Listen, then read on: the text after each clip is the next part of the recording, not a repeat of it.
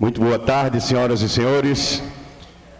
É com imensa satisfação que nós os recebemos aqui no Espaço Janete Costa, sequenciando esse evento maravilhoso que é a 13ª Festa Literária de Pernambuco, Afliporto, que é uma realização do Instituto Asa Branca, com curadoria de Antônio Campos e coordenação geral do mesmo.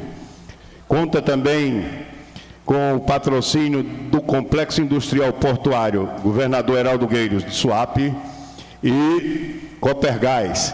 Apoio institucional da ADEP, Agência de Desenvolvimento Econômico de Pernambuco, Secretaria de Desenvolvimento Econômico e da Fundarp, que é a Fundação de Patrimônio Histórico e Artístico de Pernambuco. Esta 13ª Afliporto homenageia o Chico Sainz em comemoração aos 30 anos do lançamento do seu disco Da Lama ao Caos, e o escritor Raimundo Carreiro, nosso premiadíssimo escritor pernambucano Raimundo Carreiro. Também, com esta Afliporto, estamos inaugurando, dando início a este trabalho maravilhoso voltado para as artes. É o Olinda das Artes, que tem curadoria de Sil Carlas e está sendo homenageado o artista plástico de Faria. Os prêmios literários são importantes para o reconhecimento e para abrir portas e caminhos a novos autores. E para conversar sobre um prêmio que tem justamente esse nome, o Prêmio Caminhos da Literatura, gostaríamos de convidar ao palco, e com os aplausos de vocês, a escritora e jornalista Jéssica Baldino, que compôs o júri da primeira edição do prêmio.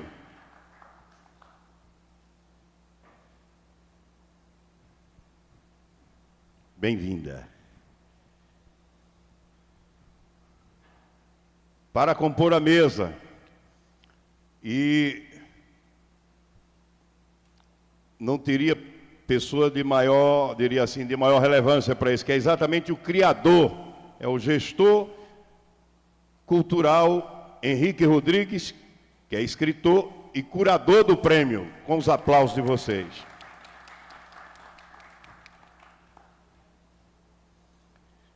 E a vencedora da primeira edição do Prêmio Caminhos de Literatura, a doutora e escritora Isabela Cristo.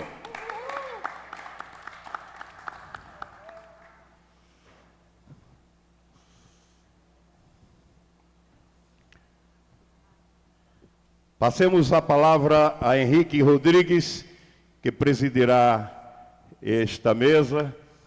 E muito bem-vindos a Pernambuco, a Olinda e a Afliporto. Muito obrigado, muito boa tarde a vocês.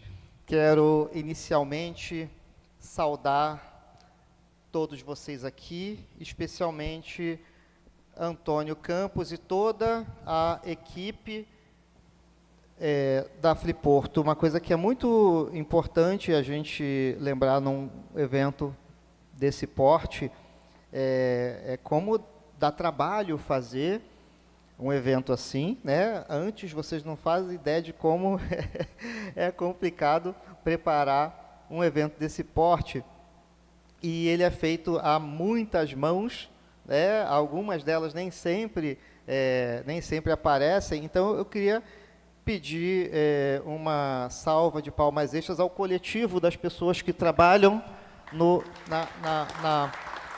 na Afliporto, e vocês são muito especiais, né, em promover esse evento. Bom, está sendo transmitido também, quero dar um tchau ali para as pessoas que estiverem assistindo online. Eu vou falar rapidamente sobre o prêmio, e nós vamos conversar aqui sobre essa primeira edição do Prêmio Caminhos de Literatura. Bom, eu sou Henrique Rodrigues, sou escritor carioca, sou autor de 24 livros, né, sou meio bombril literário, para criança e tal, jovem, adulto, novos, seminovos, e trabalho na gestão cultural, especificamente de literatura há muito tempo. Então, também, eu sou uma pessoa de trás do balcão, né, de trás desse balcão da literatura. E trabalhei durante muito tempo no SESC, enfim, ajudando a criar essas programações do SESC. E esse ano comecei uma nova fase que me chamou muito para abrir caminhos para outros escritores, que é o tipo de coisa que a gente gosta de fazer. E dentre essas propostas veio a ideia de criar um prêmio que fosse para pessoas inéditas, porque aqui na plateia, não sei, né, temos autores na plateia, e a gente sabe como é muito difícil você começar, manter uma carreira na literatura é difícil, mas começar, né, a Jéssica também é escritora, né, começar é muito difícil.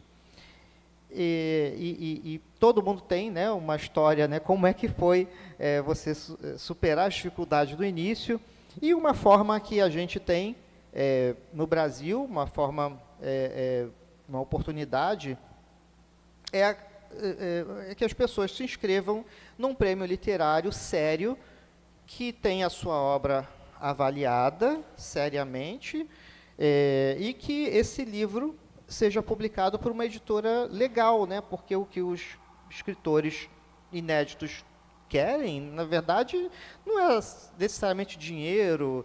Então, eu gostaria assim, caramba, eu queria ter o meu livro publicado, impresso, circulando, e eu quero circular também, eu gostaria de circular também, tá, nos eventos literários. Então, o Prêmio Caminhos, ele foi criado justamente com esse objetivo de, por meio de um processo com total lisura, com um corpo de jurados de muita qualidade, de credibilidade, né? Uma dessas pessoas está aqui, que é a Jéssica, depois a gente vai falar sobre esse processo, e que tivesse uma editora parceira, também muito legal, né? A editora Dublinense, que é uma editora muito bacana, e que essa pessoa que vencer, que a gente não sabe quem é, de onde vem, ela vai participar dos eventos literários, né, e por meio de algumas parcerias. Essa primeira delas é aqui na Fliporto. E aí, nisso tivemos, né, e é só para lembrar sobre a questão do processo, quem se inscreve no prêmio não sabe quem vai avaliar. Né? Por quê? Porque senão a pessoa vai escrever o livro, opa, já sei que é fulano, fulana que vão compor o júri, então vou escrever um livro que eu sei que eles vão gostar. Né? Aí fica tendencioso. E quem está avaliando também não sabe quem escreveu, porque a inscrição é protegida pelo anonimato. Não tem nem pseudônimo, porque o pseudônimo pode indicar gênero. Então, eles recebem, né, o júri recebe os livros só com o título e o texto. Então, o que vai ser premiado ali é exatamente o que é mais importante para valorizar uma pessoa que escreve, que é o seu texto. Então, nesse processo, tivemos a primeira edição esse ano, o resultado saiu agora há pouco tempo, foi em outubro, né, algumas semanas, final de outubro, e tivemos a sorte de descobrir uma escritora oriunda do Pará, médica, com um romance que o júri ficou encantado, um romance chamado Mãezinha, e que vai ser publicado pela editora dublinense, vai sair em maio, e a gente tem aqui essa oportunidade de conversar com ela. Mas antes de passar para ela, eu vou te entregar uma coisinha aqui. Momentos de tensão. Que é para você colocar na sua estante. Levanta, agora é a hora daquela foto, entregando o prêmio.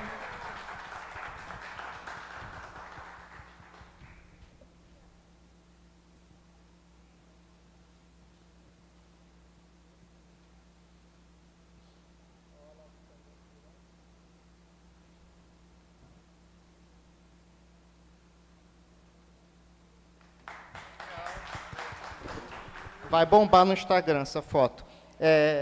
E que a gente, né, eu quero dizer em nome de todo mundo que fez, né, parte do Prêmio Caminhos, né, do júri, das equipes, a gente fez o site, tudo, que a gente fica muito feliz, Isabela, que você agora é parte e que esse pequeno símbolo, esse troféuzinho, essa plaquinha acompanhe, né, no seu local de trabalho, e a gente fica muito feliz que quando você, né, a gente quer muito que você constitua uma carreira na literatura e você vai lembrar com carinho desse prêmio, né, daqui a alguns anos, que esse prêmio teve presente na sua vida. Então, eu queria agora parar de falar e perguntar para você como é que foi receber a notícia, né? A gente sabe como é que foi escrever esse livro e receber a notícia de que você ganhou esse prêmio. Primeiro, obrigada não é uma lembrança, para mim é uma relíquia. Da mesma forma como recebo a notícia em si, né, de receber o prêmio, de receber a ligação, foi muito emocionante, porque eu sempre digo, né, o roteirista da minha vida, ele está lá em cima e está calculando as coisas bem direitinho.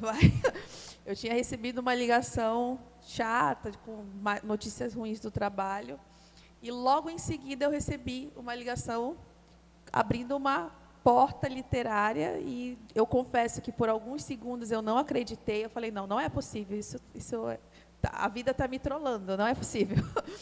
Então, foi muito emocionante para mim, porque é um processo, o próprio livro, escrever o romance, foi um processo de muita dedicação, muita dedicação. Eu sempre fui alguém muito dedicada quando tem um objetivo, né? E foi uma colheita que não poderia, acho que, ter acontecido em um momento até pessoal mesmo de vida. E, como eu falei, o roteirista acertou, ele pegou a cena do drama ali, fechou uma porta e logo em seguida me abriu outra, que estou aproveitando aqui e agradeço a oportunidade. Muito bom, muito bom. E Jéssica? Sou eu. Minha amiga Jéssica, querida, leiam a literatura de Jéssica Balbino, maravilhosa, maravilhosa. Obrigada.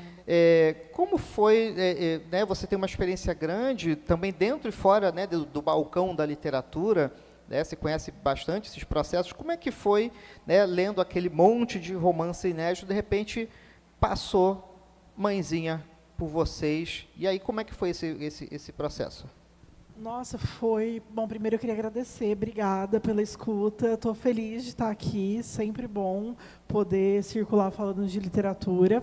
Então, obrigada a quem está aqui para ouvir a gente, obrigada também, Henrique, por ter me convidado para compor o júri. Quando eu vi o anúncio do Prêmio Caminhos, sem saber que seria jurado, eu já fiquei muito feliz, porque eu acredito muito nos prêmios e nas possibilidades, né, que essas iniciativas têm. E aí, quando você me falou, me convidou para ser jurada, eu não imaginava o volume de obras. Era muita coisa, e era muita coisa boa. E a gente foi dividido em duplas, então a minha dupla era o Marvel, e foi muito difícil para a gente escolher, porque a gente entendeu que a gente tinha que escolher 7 livros, e eram cerca de 70, então a cada 10 a gente tinha que escolher um, mas na verdade eram 5 livros. E aí a gente escolheu 10 cada um, o Henrique falou, vocês estão loucos, são 5, entrem num acordo e indiquem os 5. E aí eu lembro que foi uma unanimidade a escolha do Mãezinha. Só um minuto.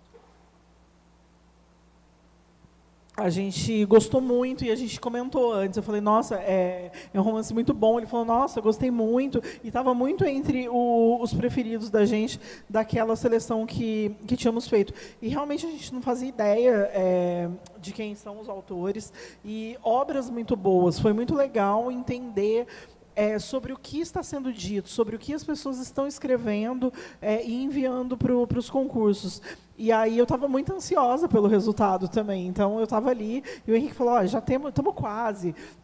Estamos chegando. Aí ele deu um spoiler. Ele falou, é uma pessoa do Pará. podia ser, assim, qualquer pessoa, né, do Pará. E aí ele foi dando spoilers pra gente, até que um dia ele revelou, ele falou, ó, foi uma mãezinha e tal, porque a gente não tinha como saber. Lendo o livro, não tem como a gente saber disso. E aí eu fiquei muito, muito feliz. E aí conheci a Isabela, a gente se encontrou pessoalmente ontem, mas a gente já é amiga de infância. E eu tenho muita dificuldade em fazer amizade, então foi uma loucura. Mas está sendo ótimo, assim, essa experiência. É a primeira vez que eu circulo como jurada, né, de um prêmio. Eu estava até comentando com o Fábio ali fora, eu falei, já fui jurada de outros prêmios, mas foi na pandemia, então eu não circulei e tal. E aí que gostoso que é também fazer parte desse processo junto com o autor, né? Que agora vem esse processo de editoração, mas essa coisa de receber a notícia, de ser recebido nos lugares, de mudar de fato, né? Essa alcunha, né? Deixa de ser a Isabela, a doutora Isabela, e passa a ser também a escritora Isabela, que incorpora aí uma outra persona, ativa outras coisas. E eu já queria emendar com uma pergunta. Eu queria que você falasse do livro em si, contasse um pouco, né, para quem está aqui, do que se trata o livro, quais foram as motivações para essa escrita. O livro, ele conta, assim, vamos lá, de enredo, é a história de uma mãe, né, que é médica, cirurgiã, e tem um filho prematuro, e ela acaba passando por um parto cesárea, de alto risco de emergência, entra na UTI com um filho prematuro, mas, vamos lá, acho que o que tem de mágico nessa personagem é que ela é médica, ela conhece os bastidores, ela tem aquela sensação de que vai dar conta, né, e se vê de repente jogada na situação de fragilidade.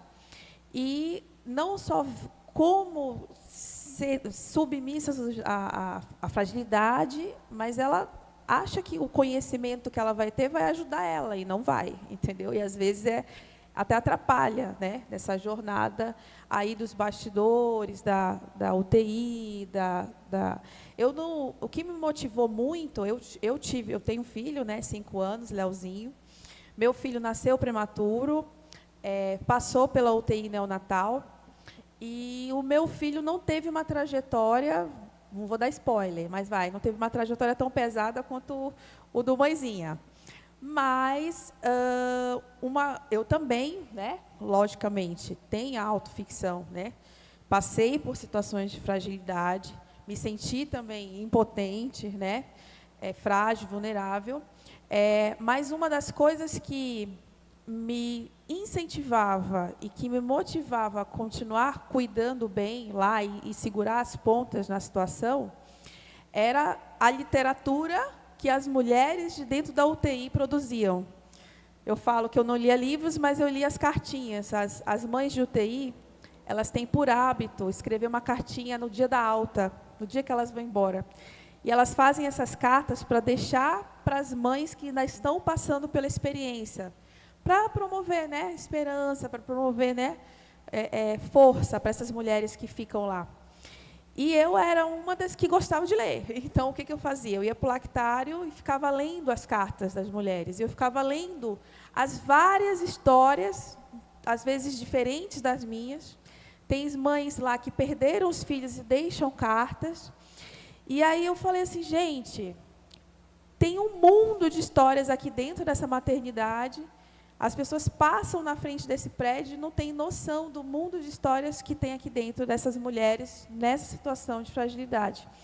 E aí eu prometi para mim mesma que um dia, não sabia quando, porque, enfim, eu tinha acabado de parir, um dia eu ia lançar essas histórias para o mundo. E aí acabou que foram surgindo capítulos, foram surgindo o livro, e acabou virando um romance, que no início nem era a pretensão virar um romance, mas acabou virando romance e acabou virando uma mãezinha que vai sair por aí para o mundo. Isabela, você é médica, e o sonho de ser escritora veio junto com o de ser médica, ou veio antes, ou veio depois, como é que foi? Eu digo que não foi um sonho, a escrita sempre fez parte de mim, desde a infância. Se você é assim, é uma necessidade. Inclusive, os anos que eu me afastei da escrita foram os anos que eu vivi a vida de uma maneira mais difícil. Eu sempre usei a escrita desde diários e a escrita como extravasamento. Mas, vamos dizer, o desejo, de alguma maneira, de profissionalizar, não gosto muito desse termo, mas profissionalizar a escrita, ele foi mais recente, né? De mais precisa, meio 19 para cá. Como até um desejo até de um pouquinho cansada da rotina corrida do hospital, cirurgia, e me dedicar mais à arte, à literatura. Mas não era um sonho, é uma necessidade, uma coisa que faz parte de mim. Se eu não escrevo, eu fico mal, sabe? É mais ou menos isso. Como é que você descobriu o prêmio e resolveu que o livro estava pronto para inscrever nele? Então, eu estava com o manuscrito rodando, né? Fiz algumas revisões. E eu sempre fui meio ratinha de concurso, né? Eu me inscrevia numa newsletter que mandava os concursos. E aí eu lembro bem que o Caminhos, foi interessante, eu posso contar os bastidores, né? Aí, então, o Caminhos, eu tinha escrito, já tinha reescrito o romance 2 vezes, editado mais uma vez. E aí eu recebi uma revisão literária que não foi tão legal assim, me frustrou um pouco, sabe? E aí eu estava meio frustrada, eu disse, gente, eu tinha a sensação, para mim, eu tinha a sensação que eu tinha como se fosse assim, uma pérola dentro de uma conchinha e estava escondida e que ninguém estava vendo porque estava fechada lá, sabe? Enfim. E aí veio na newsletter o Prêmio Caminhos e eu lembro assim de eu ver o prêmio, de eu ver a imagem do Henrique lá na janelinha e eu falo assim, e a maneira como o prêmio foi exposto no sentido do júri anônimo, sabe? E eu olhar também alguma coisa do lançamento do prêmio me aventar uma leitura contemporânea, não uma leitura por pessoas que leem clássicos da literatura, aquela coisa do prêmio clássico, porque a gente sabe que os prêmios, cada prêmio tem as suas nuances, né? Tem o seu perfil. Eu acho que cada prêmio tem uma carinha, né?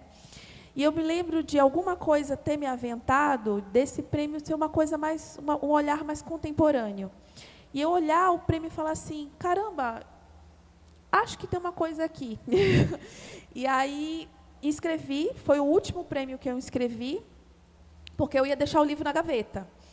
E aí eu lembro que eu falei assim, eu vou mudar o título. O título, até antes do Caminhos, era Mãe de UTI. E aí eu falei assim, se tem uma palavra que define, vamos dizer, a ambiguidade dessa personagem, a ambiguidade da experiência dela, é o Mãezinha. Eu vou mudar o título para Mãezinha. Aí eu mudei. Não mudei nada do manuscrito que foi analisado, mudei o título e mandei. Aí eu falei assim, será que se eu mudar o título muda alguma coisa? Aí mudou. Aí teve, né, o resultado. Muito bom. Henrique, tem uma pergunta para você agora. Diga, aqui é assim, a gente pergunta um para o outro mesmo. A gente está em uma mesa de bar. Eu queria saber por que Caminhos, né? Eu fiquei muito pensativo sobre isso e eu fiquei pensando que é uma visão meio exúnica, inclusive, das coisas, né? Exu é o Senhor dos Caminhos, é quem abre, né? É quem está ali nessas encruzilhadas, ajudando a construir essas travessias. E eu acho o nome muito bonito. Eu queria que você falasse um pouco da gênese do prêmio, assim, como é que você pensou e estruturou ele, por que Caminhos? Legal. Aliás, aproveito para dizer, para quem estiver assistindo e para vocês aqui, que teremos a segunda edição, né, do Prêmio Caminhos no ano que vem. Já aconteceu de eu estar numa mesa falando de um prêmio e gente na plateia, e eu falar assim, olha, de repente alguém da plateia vai ganhar no ano que vem. E aí quem ganhou era, inclusive, a Juliana Leite, né, que estava na plateia assistindo, e a gente até brincou com isso. Então, teremos o prêmio e muito provavelmente, além de romance, vai ser ampliado para livro de contos também.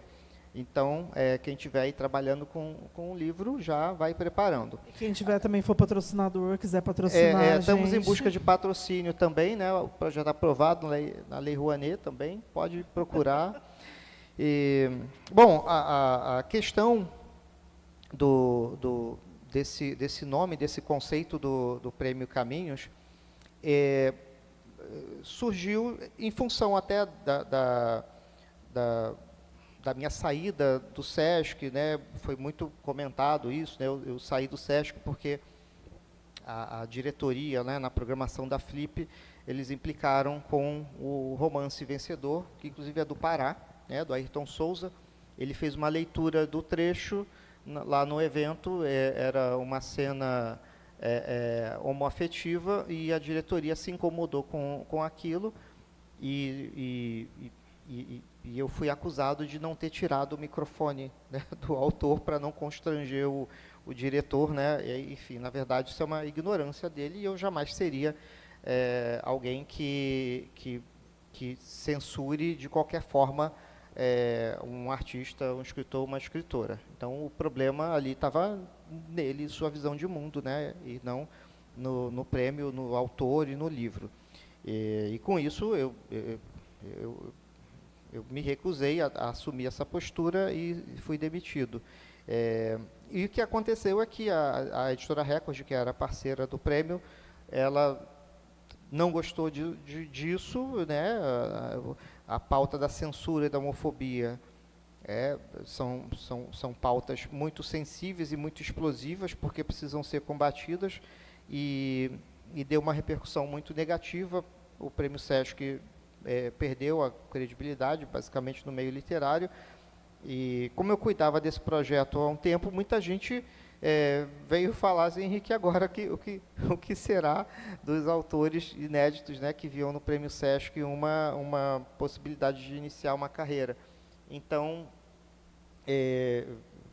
dentre as coisas que eu estava fazendo, veio a ideia de criar um novo prêmio.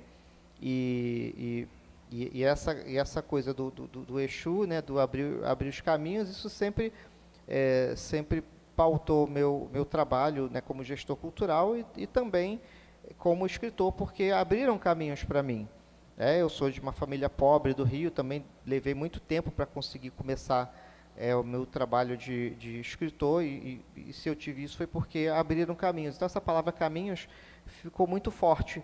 Então, fizemos a ideia, veio o nome, assim, e já veio com uma brincadeira, né, porque já existe o Prêmio Camões e fizemos o Prêmio Caminhos, né, a versão humilde. Então, foi assim que nasceu o prêmio, com a ideia de justamente abrir caminhos para quem precisa. A Isabela ganhou um prêmio e uma máquina de trocadilhos do lado dela. Já vem junto. Isabela, eu queria te perguntar como que você fez para escrever. Por quê? Porque eu sou uma pessoa que eu não tenho filho, eu sou uma pessoa que eu trabalho home office, eu sou uma pessoa que eu não tenho um pingo de organização na minha vida, o que é uma grande loucura, porque daí eu vou fazendo as coisas na loucura. E aí você conseguiu conciliar a maternidade, um casamento, plantões, cirurgias, 12 empregos e fazer um romance vencedor de um prêmio. Em que momento que você escrevia? Como é que foi essa rotina, esse processo de escrita? Porque eu queria entender, assim, até por inspiração, para eu poder, sei lá, criar vergonha na minha cara. Olha, a resposta verdadeira é não sei. Vamos lá, não sei. O que você ensaiou? E a resposta que você ensaiou em casa? Vamos lá. Tem um jargão no meio da cirurgia, que é aquela coisa, cirurgião é um negócio, quando está criando informação, é meio militar, né? E aí tem um jargão que os caras usam, que é assim: o que você faz de meia-noite às 6? É tipo isso, entendeu? Então, o que você faz de meia-noite às 6? Dorme? Então, não, beleza, aproveita o tempo, sabe? Então, assim, eu tinha a rotina, né, do trabalho, hospital, tinha a aula 2 vezes na semana, e eu sempre fui de dormir pouco, 5 horas, 6 horinhas e meia. E eu usava o tempinho lá de colocar a criança para dormir entre 10 horas até 1h da manhã e me dedicava para as coisas da aula, da literatura e ia escrevendo. Mas eu acho assim, quando você... eu acho que tem muito uma questão assim, de desejo, sabe? E não é só com a literatura. Quando você genuinamente deseja uma coisa, você quer uma coisa muito, você faz, sabe? A vida é meio que isso. Você às vezes se força a fazer coisas que você não quer, por uma questão de fora, mas quando o desejo ele é intrínseco mesmo, você tem muita vontade de fazer, você faz. E eu acho que a gente eu acho assim, no geral, nós todos, principalmente a questão tecnológica, a gente administra muito mal o tempo. A gente perde muito tempo com bobagem. A gente perde muito tempo na rede social, no celular, nas coisas, entendeu? Então é meio que isso. Eu acho que fiz uma dedicação mesmo, sabe? E uma disciplina. Porque também tem muita coisa do autor, principalmente o autor mais jovem, de achar que o texto vai surgir, o livro vai surgir na tua frente. E o livro não vai surgir na folha em branco, entende? E não vai surgir perfeito. Então, eu sou muito assim, transforma a ideia na palavra escrita numa página. Se você tem uma página, você tem a segunda página. Se você tem a segunda página, está errado, ruim, você tem a terceira, você edita. Mas enquanto você está no campo das ideias e não dá concretude, a concretude é a disciplina, sabe? Tem que ter um pouco da disciplina. Você tem que ter o desejo, a vontade, a disciplina, e você faz. Acho que é isso, sabe? Eu queria aproveitar esse tema e puxar uma questão que eu acho que assim, o seu livro vai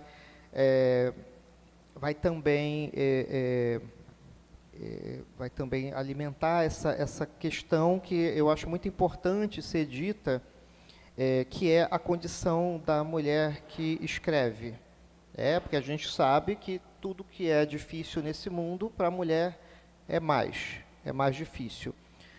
Não por acaso, os prêmios literários para inéditos, em geral, tem muito mais homens inscritos. No próprio Prêmio Caminhos, foi 66% de homens inscritos e 33% de mulheres inscritas.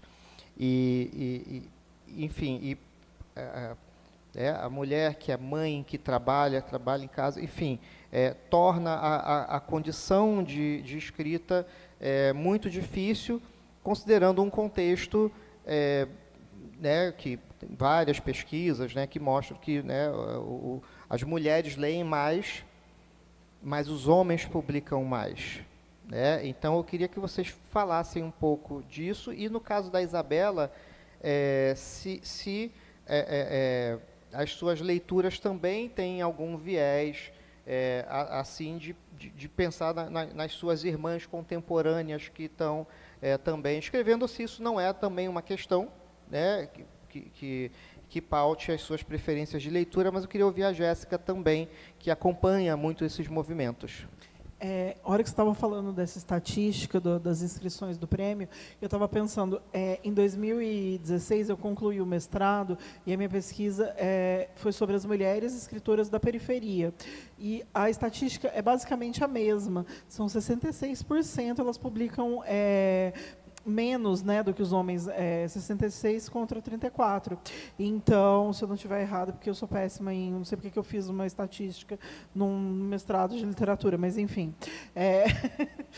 Mas elas publicam menos. E tem muito essa coisa do escrever enquanto está ninando o filho, enquanto o feijão está no fogo, enquanto a roupa está secando, enquanto está buscando a criança na escola e aí dá uma paradinha e escreve. Então, tem que se criar um tempo numa jornada tripla para que a mulher possa escrever. E é isso, ela vai ter menos acesso a essas informações de prêmios, às formações literárias, aos eventos, porque se ela vai num evento, ela normalmente vai estar com os filhos, se ela não tiver uma rede de apoio, então ela vai levar uma criança que vai falar durante uma palestra. Poucos são os eventos com espaço para interação com as crianças, e isso sequer é pensado, assim, é sempre muito naturalizado que ou a mulher dá um jeito, de silenciar aquela criança, criança, ou ela não vai nesse evento. E isso sempre, assim, né? Então, a literatura feita por mulheres, não é que ela... E aí também passa pelas questões subjetivas, né? Do tipo, será que eu posso publicar? Eu me vejo enquanto escritora, né? Eu me vejo enquanto autora.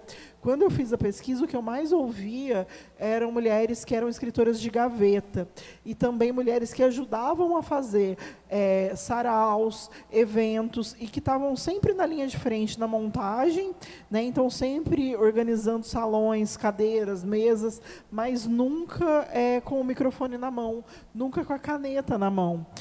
Ou quando estava, então era isso, era uma literatura feita muito às escondidas, muito num lugar de não posso publicar, quem vai se interessar pelo que eu tenho a dizer, né? Isso sempre lido como uma literatura de mulherzinha, e aí o título Mãezinha, eu acho que ele é uma ironia também em cima disso, porque tem muitos lugares, né, que as mães são chamadas de mãezinha, então eu acho que sim, as mulheres ainda publicam menos. Isso teve um boom, eu acho que de 2015 para cá, assim, com o surgimento do Leia Mulheres e de outros projetos.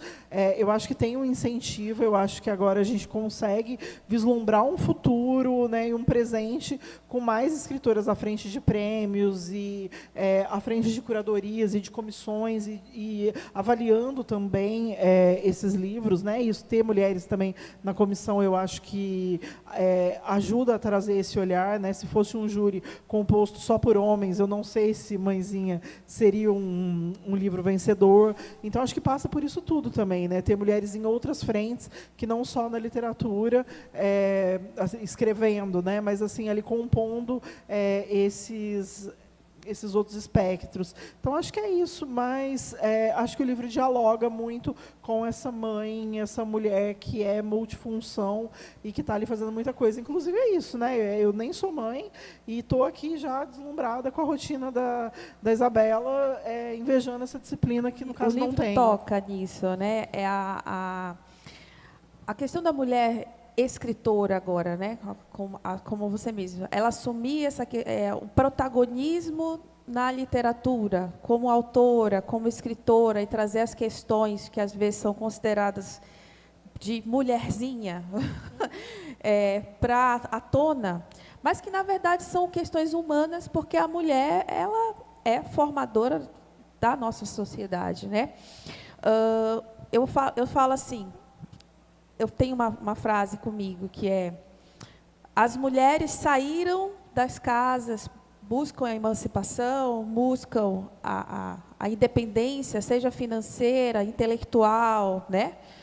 Buscam a emancipação, buscam o protagonismo. Mas, ao mesmo tempo, os nossos homens não vieram para casa. Então, a questão da maternidade, do maternar, ela não acontece só se essa mulher quer se emancipar e sair de casa e escrever. Ela precisa de uma rede de apoio. Quando eu falo homem, eu estou me referindo não, entendeu? Tipo, alguém tem que dar o apoio, alguém tem que dar uma rede de apoio para essa mulher conseguir dar conta. Porque essa mulher, na verdade, ela é vários personagens, né? Ela é a cirurgiã, ela é a escritora, ela é a mãe, ela é a esposa, entendeu? Então, assim, isso aí também posso até falar, eu não conseguiria estar aqui, por exemplo, se eu não tivesse a rede de apoio, né, do meu marido, cuidando do meu filho, minha rede de apoio de família. E o que acontece é que isso é um privilégio para mim. Nem todas as mulheres têm esse privilégio. Até porque, para escrever, gente, escrever é um privilégio. É um privilégio. Então, assim, o que precisa, além do mais, escrever, para que essas mulheres alcancem a sua escrita? Muitas mulheres não conseguem. Quantas aí gostariam, né, e desejam, e têm mesmo a escrita em si, e não conseguem por um contexto maior que elas, né? Então, a rede de apoio, ela é, sim, no país que a gente vive, fundamental. E a rede de apoio, inclusive literária, os prêmios são uma rede de apoio para essas pessoas que não tinham voz, que não tinham oportunidade, entende? Então, Então, assim, é isso. Acho que o teto todo seu da Virginia Woolf não muda. Ele pode mudar um pouquinho ali no contexto latino-americano, no contexto, mas a mulher, ela tem a necessidade sociológica de ter uma rede de apoio. Esses homens precisam vir para perto dessas mulheres para elas conseguirem dar a melhor performance de si. Acho isso. Eu ia falar disso, né, do Teto Todo Seu, da Virginia Woolf, e da Glória Anzaldúa, que ela fala, né, para escrever não interessa sobre qual teto, né, em que condição, né, tipo, escrever no ônibus, escrever na fila, escrever enquanto o feijão refoga, é isso, tipo, escrever em qualquer momento, tornar essa escrita possível. E ontem a gente estava conversando, e você contou uma cena que eu achei muito interessante, que é que você ia num café para escrever durante o seu trabalho como cirurgiã, e, né, nos intervalos, óbvio, né, que você não ia no café operar.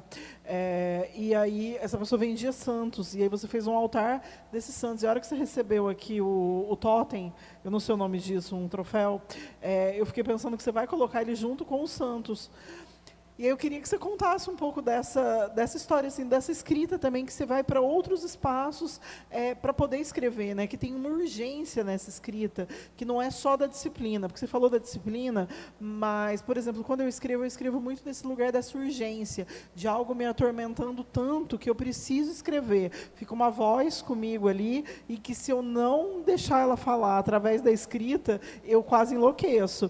E aí eu acho que quando você ia para o café escrever, era meio que essa vibe. Era tipo isso. É assim, quando me perguntam assim, como que você escreve? Gente, aquela imagem, né, de escritor na escrivaninha de mogno, com a arvorezinha na frente, escrevendo, não existe isso, né? Não existe na minha realidade. Eu trabalho dentro do hospital, eu não trabalho na frente do computador, eu trabalho, então, eu escrevia quando dava.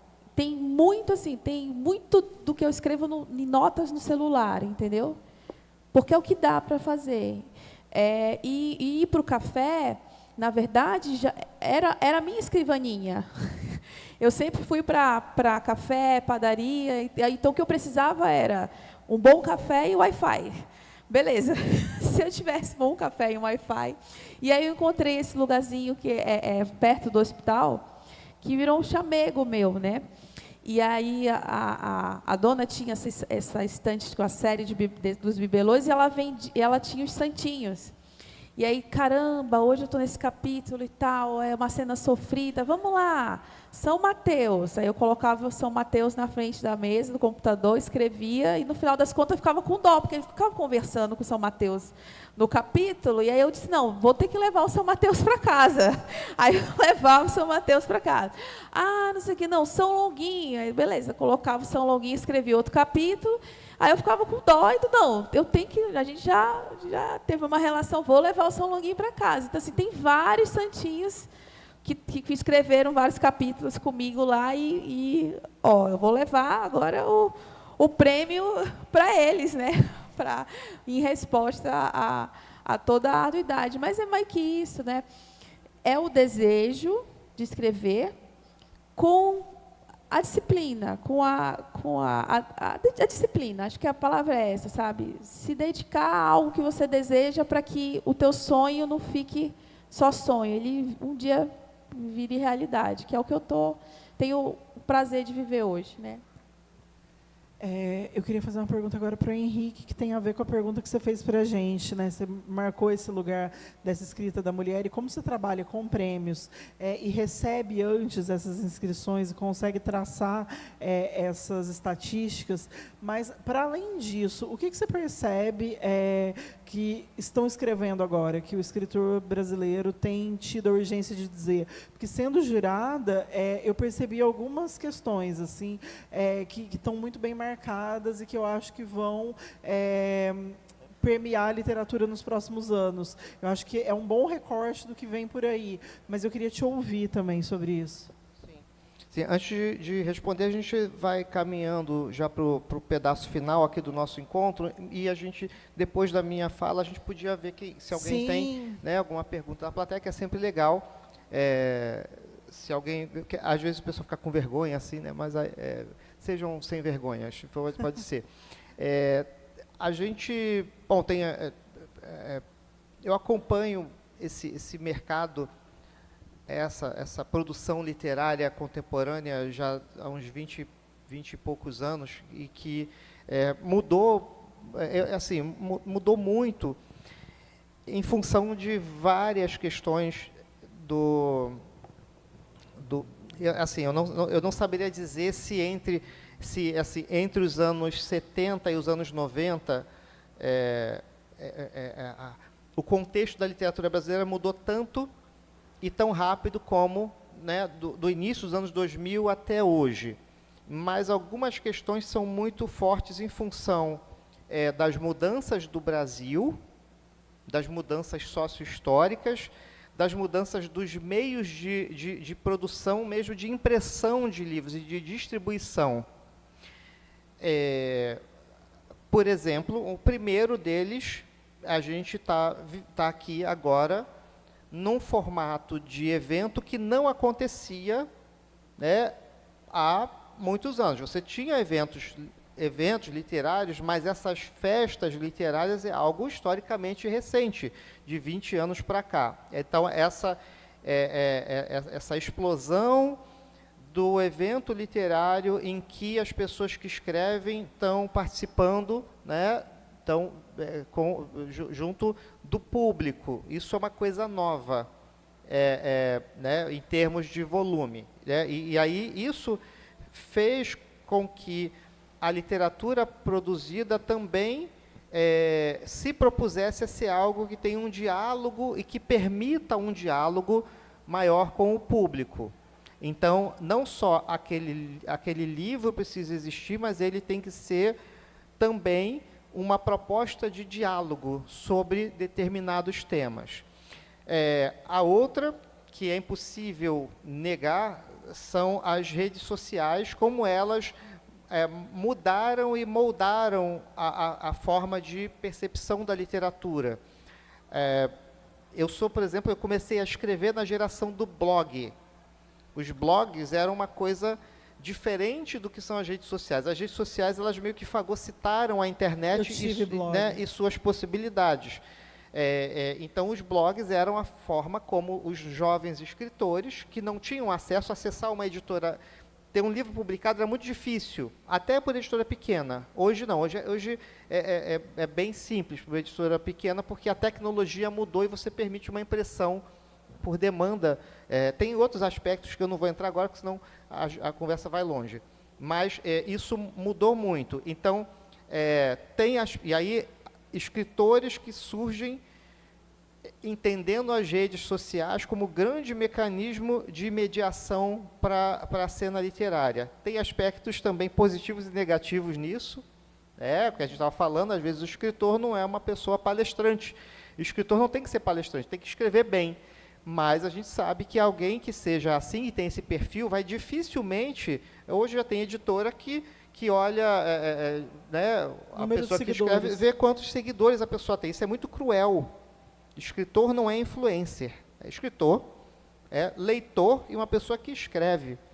E é isso que precisa ter. Né? E aí a gente tem fenômenos de pessoas que são super famosas e que você tem muitos seguidores, porque performam bem nas redes sociais, mas o texto é ruim. Né? Ou então não faz jus àquela questão. Fora isso, aí eu acho que o último aspecto para fechar esse combo, porque você fez uma pergunta que renderia um seminário, né? Já vamos convidar, vocês vão fazer um seminário aqui sobre literatura, que são as chamadas pautas sociais / identitárias, que são muito fortes, que vieram a reboque do desenvolvimento do Brasil, da ascensão de classes que até então não tinham muito espaço, né, e eu faço parte disso também. Né, eu preciso dizer, eu como escritor, não casa com o projeto social que existia. Né, pessoas pobres estão para estar nos lugares para trabalhar na limpeza, e não para estar no palco com o microfone. Então, isso tem mudado muito. E aí, isso está acontecendo agora, a FLUP, a Festa Literária das Periferias no Rio de Janeiro, que é um evento mega, que acontece dentro das favelas. Então, a ideia de literatura, festa literária, grandeza, pujança e pobreza, isso também está chocando. Dito isso, as temáticas que são mais identitárias têm crescido muito dentro da literatura também. Isso traz aspectos que são positivos e alguns nem tanto, porque a literatura também não é sociologia. Literatura é literatura. Sociologia é outra coisa. Então, às vezes, fica também parecendo que você tem que ter um discurso sociológico para ser aceito como escritor, né? E aí, só para finalizar, às vezes, um exemplo. O personagem vai lá e fuma um baseado que faz parte da história, aí alguém vai dizer que você está promovendo as drogas. Então, assim, aí são outros debates, mas, por outro lado, é importante dizer que pessoas historicamente silenciadas estão tendo o seu espaço, a sua voz, né? E a gente tem um déficit histórico e cultural no Brasil que é muito grande. Então, eu acho que a gente está aqui agora também é um pouco parte desse processo. Muito obrigada. Temos perguntas? Pessoas interessadas? Calma, gente, um de cada vez. Olha, temos. Temos um escritor.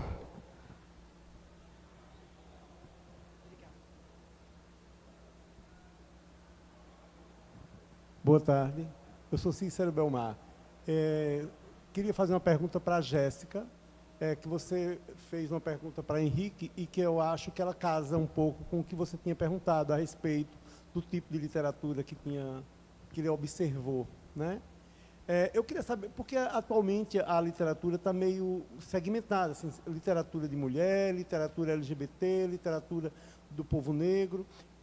Esse tipo de literatura assim, um pouco segmentada, ele define também o prêmio na hora que um jurado, já que você foi jurado, ela define um prêmio de literatura, ajuda a definir, tem impacto ou fica mais na questão da técnica mesmo? Olha, para mim não ajudou, tá? Assim, a gente avaliou a questão, tipo, o livro como um todo, o quanto esse livro é bom, o quanto ele impacta, o quanto ele dialoga, passa por isso, né? O quanto ele dialoga com o momento, com a atualidade, né? O quanto ele é bem escrito e está dizendo coisas que até então não foram ditas ou que precisam ser ditas agora, que traz uma ótica nova, que traz uma estética nova. Eu tentei avaliar por isso, assim, e o meu parceiro de avaliação, a gente foi dividido em duplas. A gente concordou muito, assim, então, teve, acho que um livro só que eu não gostei tanto, ele gostou muito, e o meu contrário, que eu tinha gostado muito, ele não tinha gostado tanto. E aí a gente cortou os dois, assim, já falamos, então já vamos tirar, né, porque a gente tinha que tirar alguns, então já vamos tirar esse. Mas a gente eu não usei esses marcadores, né, por exemplo, até porque a gente não sabia se eram livros feitos por mulheres ou por homens, ou por pessoas LGBTQIAPN+, ou regionalismos, a gente não tinha esse recorte, isso não chegou para a gente, era só a obra mesmo. Então, isso é muito sagaz da parte do Henrique, de já passar para a gente sem que esses marcadores interfiram, porque se tiverem interferindo, eu acho que sim, a gente julga também a partir deles. Não foi o caso, a gente julgou a qualidade literária mesmo, pelo menos da minha parte, e aí o da Isa se sobressaiu, mas eram muitos livros, então a gente ficou só com uma parte, eu não li todos os livros do prêmio, e nem se quiser falar um pouco como é que funciona o júri, né, nem o meu companheiro, mas aí, enfim, é isso, acho que respondi. Não, só para complementar, porque essa pergunta do Cícero, ela até dialoga um pouco com o que eu vinha dizendo, é que muitas vezes se espera de uma obra literária que ela tenha um caráter sociológico muito forte, em função das nossas desigualdades sociais. São tão gritantes que elas não deixam de entrar como temática. Mas literatura é a arte da palavra. Ela não pode assim, ser panfletária. Uma literatura panfletária fica chata. E aí, por isso que a orientação que eu dou para os jurados é muito simples. escolham os livros pela qualidade literária. Qualidade literária, assim, e aí, o que é qualidade literária? Vocês sabem. É igual o amor, né? Você vai definir o amor, pode definir de 500 formas, mas quem sente sabe. Né? Então, essa que é a ideia, justamente, pela natureza desse prêmio, para inédito, a gente consegue retirar esses outros marcadores para que a gente não favoreça ou não prejudique ninguém e prevaleça a qualidade do texto. Agora, isso é mais difícil, só para finalizar, quando você tem, né, os maiores prêmios para obras já publicadas, que todo mundo sabe quem são essas pessoas, quem são esses autores, como eles performam também, né, como ativistas e tal. Não deveria, mas me parece que às vezes acaba pesando um pouco. Fulana vai ser premiado porque é fulano e fulana. Né? E aí eu já participei de júri de vários prêmios, né, desses maiores, e também eu acabo sendo, de vez em quando, uma voz do contra, porque peraí, não é porque fulana está aparecendo na mídia o tempo inteiro, que dentre esses escritos é a melhor obra. A gente tem que avaliar o livro. E aí, nesse caso, fica um pouco mais difícil, mas no nosso caso, de prêmio para inédito, vai sempre prevalecer a qualidade do texto.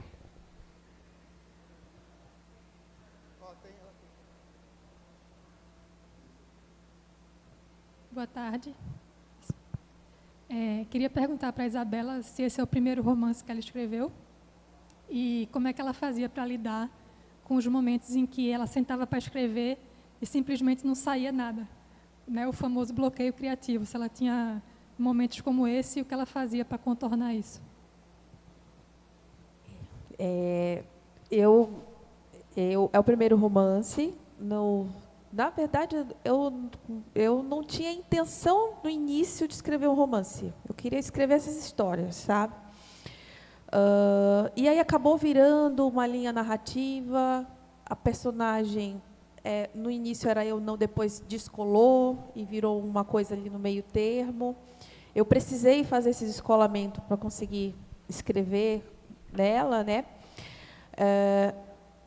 E, sim, todo escritor que se preze passa pela briga com ele mesmo, com a folha, quando não sai. Na verdade, o livro fala até um pouco disso. Existem várias mortes dentro do livro. Você mata o próprio livro várias vezes, principalmente no romance, porque o romance, ele é uma estrutura, quando você está fazendo, completamente diferente, por exemplo, da crônica, do conto, do texto curto, entende? Ele é uma narrativa longa, ele é uma coisa que você casa com ele, você casa com o romance, né? E, muitas vezes, você mata, dentro da tua história, você mata o romance, você vai reconstruindo ele. Tem momentos que você trava e diz assim, nossa, isso aqui não serve. E aí, nossa, travei, eu não consigo solucionar isso. E aí, de repente, você larga um pouquinho, sabe, esquece, vai fazer outra coisa, vai buscar inspiração. Até se eu gosto dessa palavra, vai buscar fonte, eu acho que é fonte. E outra coisa, de repente você está ali, você passou ali num dia, viu uma pessoa e você fala, caramba, é isso aqui que vai, entendeu? O romance teve muito disso. Muita morte dentro dele e muito renascimento. E ele nasce outra coisa e ele vai chegar um dia, porque se você, também como todo autor aqui, se você se ligar muito no perfeccionismo, no entregar a coisa perfeita, você não acaba. Você tem que ter uma entrega, você tem que, às vezes, ter um ponto final e dizer assim, eu fiz o melhor que eu pude por esse livro, sabe? E eu tinha chegado já nesse ponto. Mas, até chegar nesse ponto, existem muitas mortes, entendeu?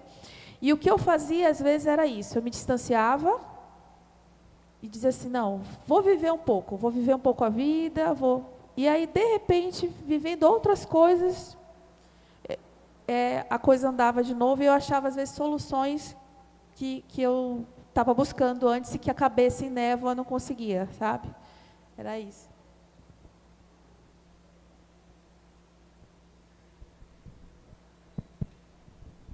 João Luiz Fonseca. Eu sou engenheiro matemático. Eu gostaria de saber o seguinte, o nosso amigo aqui falou, o problema de qualidade. A grande dificuldade que eu tenho como engenheiro de matemática é a definição do que é qualidade. Por exemplo, como é que eu poderia, normalmente, verificar, fazer uma unidade de medida diante de um cidadão como o Toni Morrison, que é considerado um dos maiores escritores, foi um dos maiores escritores do mundo, que ganhou um prêmio Nobel e vários concursos. Então, um cidadão comum, como você falou, você que é de origem, como é que eu normalmente poderia determinar e me legitimar diante dessas figuras que são a prioristicamente já predeterminadas, pré-definidas e legitimadas? Rapaz, sua pergunta foi um pouco difícil. Matemática, aliás, eu sou péssimo em matemática. A gente de humanas também tem... Então, deixa eu ver se eu entendi a pergunta em relação aos leitores de literatura, como medir o que é qualidade. Aí tem uma coisa que é um pouco complicada também, porque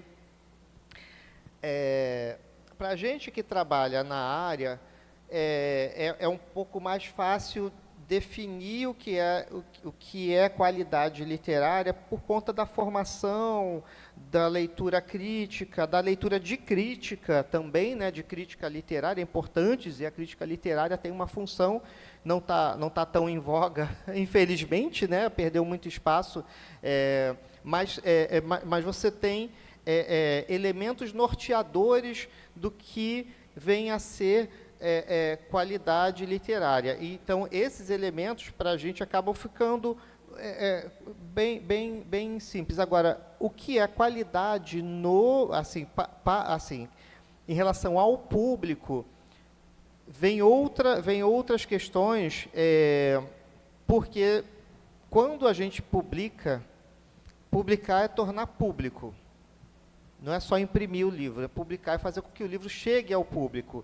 A ideia é que essa literatura seja aberta o suficiente para dizer coisas diferentes a cada pessoa. Então, por exemplo, um livro difícil, alguém pode achar que tem valor um livro difícil, muito hermético, porque tem muita palavra difícil, mas que para os leitores em geral não é nada, vai ser um livro chato. Então, a qualidade de um livro, pode-se dizer, eu vou tentar simplificar, porque isso renderia muito papo também, que seria assim, eu não estou lendo esse livro é que está me lendo. Então, esse seria uma possibilidade. Então, quando a gente pensa nessa qualidade, é que a obra ela tem essa capacidade de dizer diferentes coisas para diferentes pessoas. E eu acho que Mãezinha é um exemplo. Pelo que eu entendi, vamos lá, quando a gente está falando assim de qualidade literária, de legitimar um livro, legitimar um texto, é claro que existe o autor que já é legitimado, que já tem o seu público, que já tem a sua fama. Mas eu sou muito partidária de que um texto é um texto e ele fala por si só. Um texto literário, bem escrito, ele conversa com seus leitores. E todo autor quer ser lido, entende? Essa matemática para o texto alcançar o seu leitor, porque o texto é uma mensagem. E essa mensagem não faz sentido enquanto ela não for recebida por alguém. Mas o texto é o texto não é o autor, entende? E eu acho que tem muita confusão ainda por conta da nossa contemporaneidade, das redes sociais, da questão do vender o livro, do estar num mercado editorial em crise, Essas questões externas ao autor, elas existem, a gente não pode ignorar, porque é a nossa contemporaneidade, mas se a gente esquecer tudo isso, o texto está lá. E eu sempre fui partidária de que um bom texto, por menor que ele seja, por menor que o autor seja, quando ele alcança o leitor, ele faz um efeito chave e ele faz um efeito mágico. E tanto quando você conquista esse leitor com o teu texto mágico, você não perde ele mais. É tipo um paciente, sabe? Quando o paciente vem com você e vai com a sua cara, tipo, ó, não perde mais o paciente, porque o paciente vai querer aquele médico. Então, aquele autor, a pessoa se apaixona, entende? E ele se apaixona pelo texto. E depois ela vai procurar o autor, né? Esse era o caminho, sabe? Então, acho que tem isso. A qualidade literária nem sempre é a fama. E tem gente que está satisfeito em ter o seu leitor pequeno, em ter a quantidade pequena de leitores, e está ok nisso. Eu não preciso ter 100 mil seguidores para estar feliz. Se eu tiver 5 leitores que me cativam, que conversam comigo, isso pode me trazer satisfação, entende? Então, diferenciar o que é o texto, a qualidade do texto, do que é o autor por fora. As redes sociais, elas criam muito isso, sabe? Elas fomentam muito isso. Nada contra, mas eu acho que o texto, a qualidade literária que você questiona, está ali, está na página, sabe? E é isso que você entrega e é isso que o leitor recebe.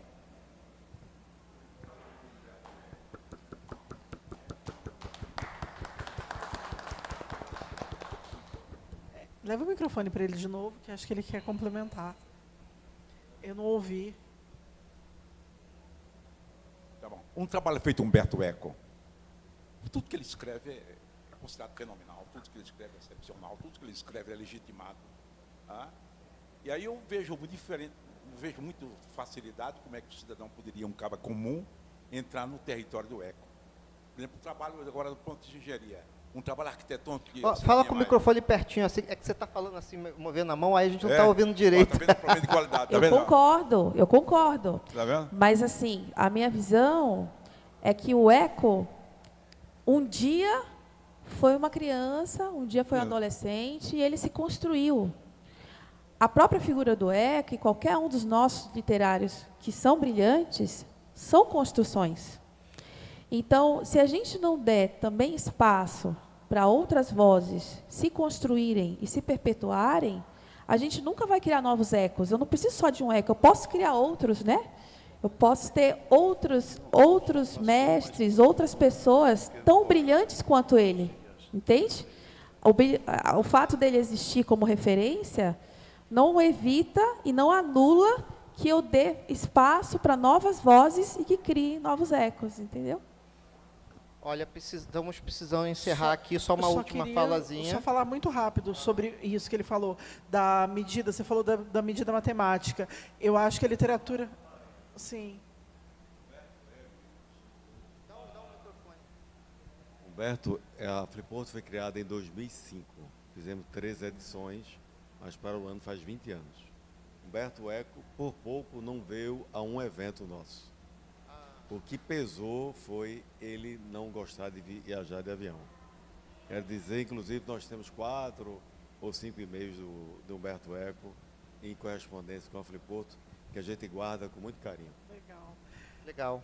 Eu só queria falar da medida matemática. Eu acho que é impossível quantificar isso na literatura, porque ela é justamente o que escapa da fórmula. Eu acho que a qualidade literária se mede pelo que escapa, pelo que espanta, pelo que emociona. E aí não cabe nessa fórmula. Acho que a gente avalia muito a partir disso. O que me espanta, e o Humberto Eco faz isso, a Toni Morrison faz isso, e a Isabela Cristo faz isso. Espanta, você lê e aquilo te seduz, é o que seduz. É isso.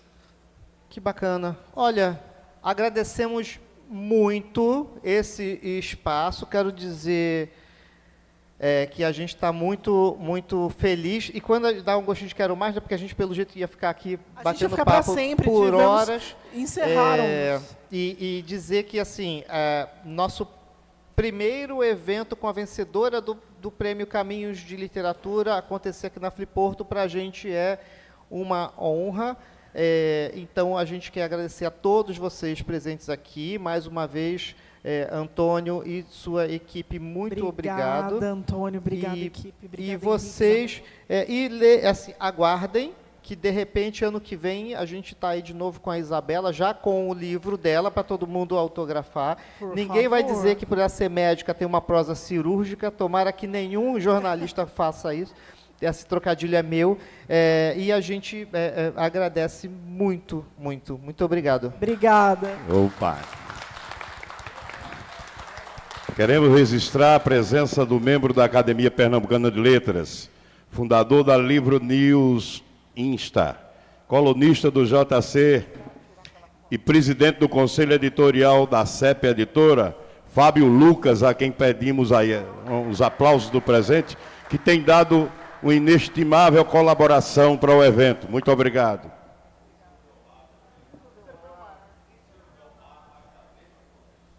Mais um acadêmico, Quito Belmar, com os aplausos de vocês, e que esteve hoje de manhã aqui dando um show de crítica literária, registrando também a presença do jornalista e crítico literário Ney Anderson. Convidamos vocês para daqui a pouquinho. Daqui a pouco nós teremos uma palestra com o Ronaldo Correia de Brito, cujo tema é Raízes do Brasil no romance Rio Sangue. Boa tarde.